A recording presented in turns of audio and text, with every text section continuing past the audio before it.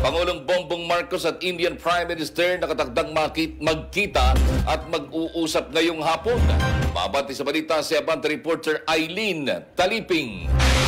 Abante Live Report. Eileen?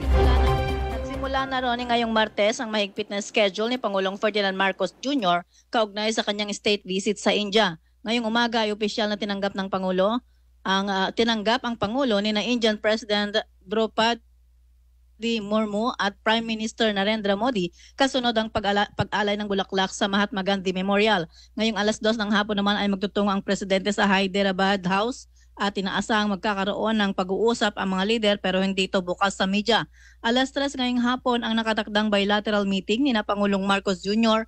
at Prime Minister Modi at susundan ng palit ng bilateral agreements o mga kasunduang pakikinabangan ng dalawang bansa. Kabilang sa mga nakatakdang lalagdaang kasunduan ay may kinalaman sa depensa, kalakalan at pamumuhunan, kalusugan, pharmaceuticals, connectivity, agrikultura at turismo. Ito si Eileen Taliping, Abante.